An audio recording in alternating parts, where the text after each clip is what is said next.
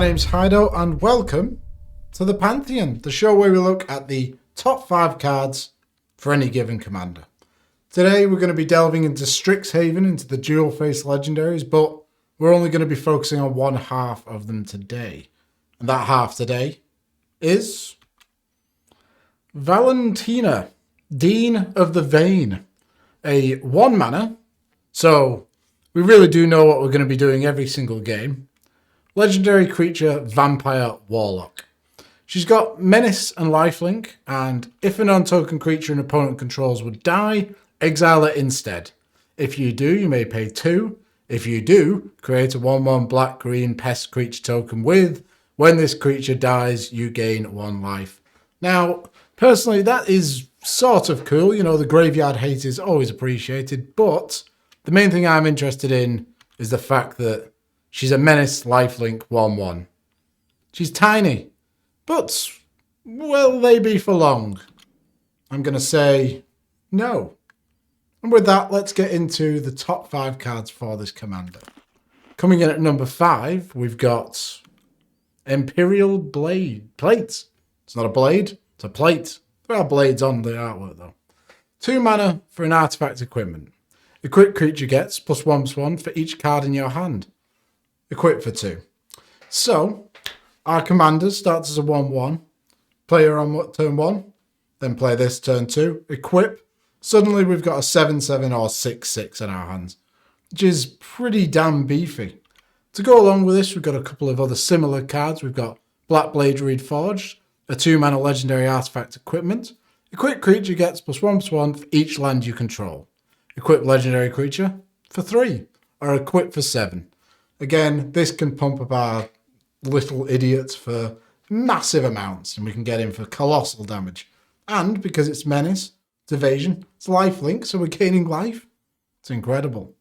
Bloodforged Battle Axe is a 1 mana equipment, gives plus equipped creature +2/+0. Whenever a equipped creature deals combat damage to a player, create a token that's a copy of this. It's equipped for 2.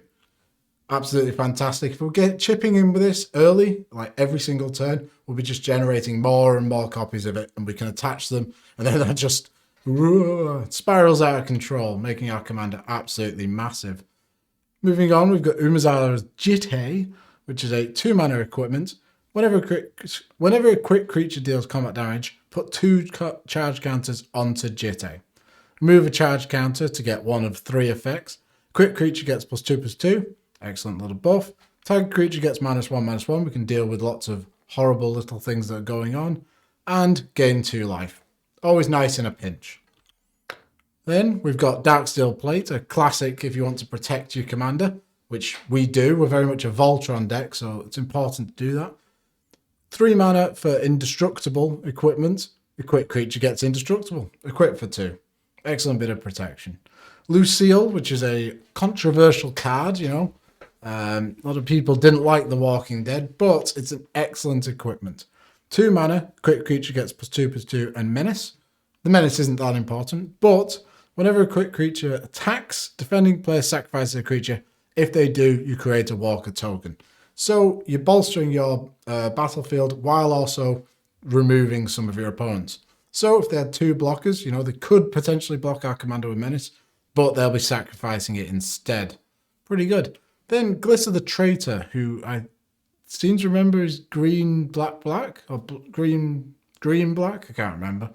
She's a zombie elf with First Strike and Death Touch. Whenever a creature an opponent controls is put into a graveyard from the battlefield, you may return target artifact card from your graveyard to your hand. Absolutely fantastic. If we equip her with anything, First Strike, Death Touch, always going to kill the creature that's blocking it, because First Strike happens, Death Touch kills the creature. But it's very good at recycling any equipments that we might have lost along the way, which could potentially happen. Moving on to number 4, we've got a Mutate creature in Gemraiser. 4 mana, get you a Reach Trample. Whenever this creature mutates, destroy target artifact or enchantment an opponent controls. You can mutate it for 3, meaning you can just put it under or on top of our commander. So on turn 3, we could have a gem-raising vampire-y, 4/4-y, Menace Lifelink, Reach, Trample thing that's also blown up someone's Soul Ring. Absolutely fantastic. None of this would be possible if it wasn't for the fact that our commander's a vampire. A couple other good mutate creatures are Sawdust Demolisher, which was only in the commander deck, I seem to remember. 6 mana for a 6/6 with mutate for 4. Trample. Whenever this creature mutates, destroy a non-creature permanent, its controller gets a 3/3 beast. So it doesn't exactly remove a blocker, but if anyone's got some key piece of combo thing on the field, you can blow it up and then be attacking with a 6/6 trampling, lifelinging menace monstrosity. Migratory Greathorn is a 4 mana 3/4 and mutates for 3. Whenever this creature mutates, ramp for a basic land. Very, very important to ramp, and this also allows our commander to be a bit bigger. Dirgebat is a 4 mana flash flying 3/3 with mutate for 6. When this creature mutates, destroy tag creature or planeswalker and opponent controls. Nice bit of removal. Great. Gives our commander more evasion as well. Moving on, let's have a look at number 3, which is Necropolis Regent. A 6 mana 6/5 with flying. Whenever a creature you control deals combat damage to a player, put that many 1/1 counters on it. So, constantly doubles your creatures over and over and over again. And, if we have a look just there, the creature type is vampire. Our commander's a vampire. You could potentially move into some kind of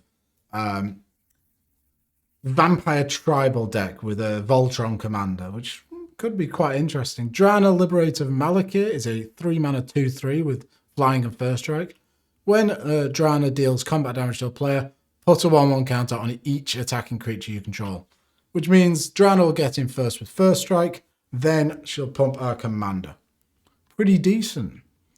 Mass Vandal, who's a 2 mana 1/3, is a changeling, so therefore is a vampire, which is one of the main advantages of having green in this deck. You know, you get some nice little synergies like that. When Mass Vandal enters the battlefield, you may exile a creature card from your graveyard. If you do, exile target artifact or enchantment an opponent controls. Brilliant little bit of interaction. Really cool creature.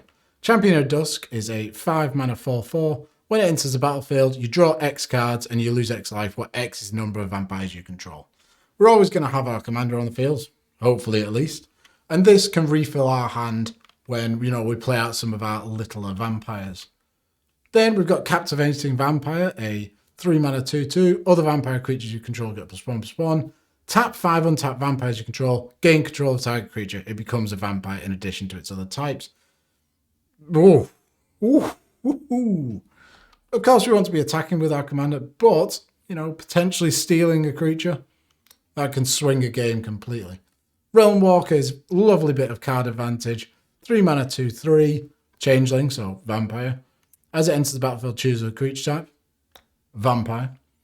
You may look at the top card of your library. If it's the chosen type, you can cast it. Absolutely great. You can churn through your deck, slowly getting to where you want to be. Bloodline Necromancer is a 5 mana 3/2 with lifelink. When it enters the battlefield, you may return target vampire or wizard creature from your graveyard to the battlefield. Cool little bit of reanimation. Which brings us on to number 2. Hatred. I despise the card. I hate it.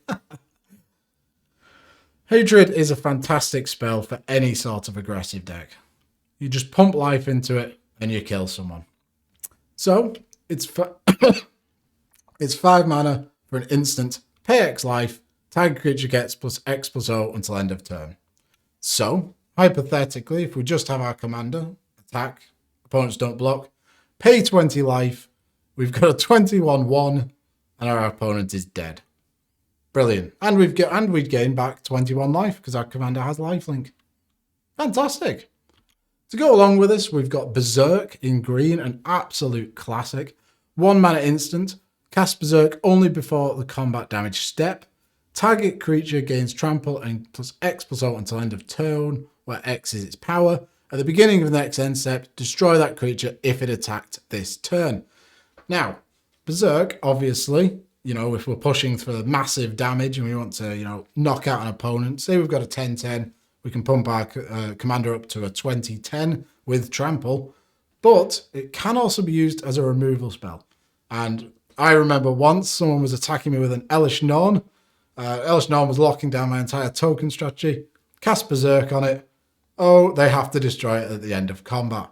Absolutely fantastic. End step, not combat step, my mistake. It's a great card, expensive, but very much worth it. God Eternal Ronus, a 5-mana 5/5 with Death Touch, is a very similar effect.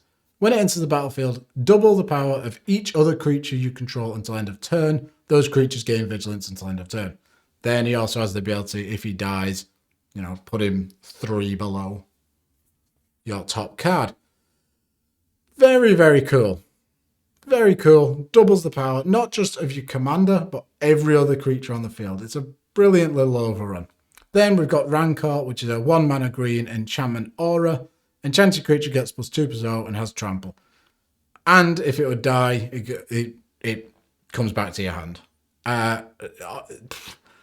Honestly, nowhere near as impressive as any of those last 3 cards, but it's a really cool card with our commander.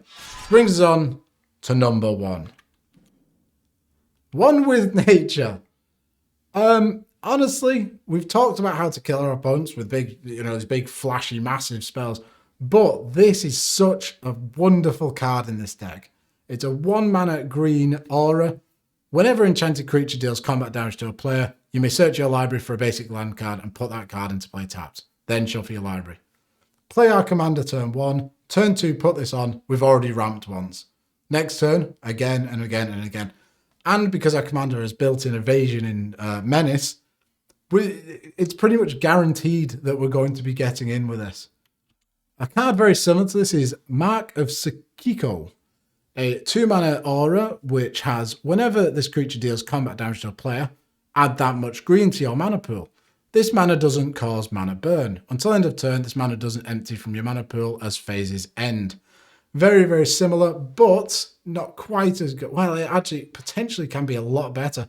Say we have Empirical Plate, not Blade, equipped to our commander. It's a 7/7. We hit him with this. Suddenly we've got 7 green mana that we can use. It's just phenomenal. Like the advantage you can get off it is so good. Similarly, Hunter's Insight is a 3-mana instant. Choose target creature you control.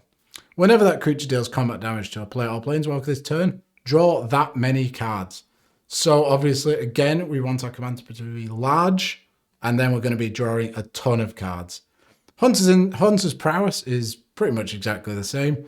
5 mana for a sorcery. Until end of turn, target creature gets +3/+3, so it's buffing itself, and gains trample. And whenever this creature deals combat damage to a player, draw that many cards.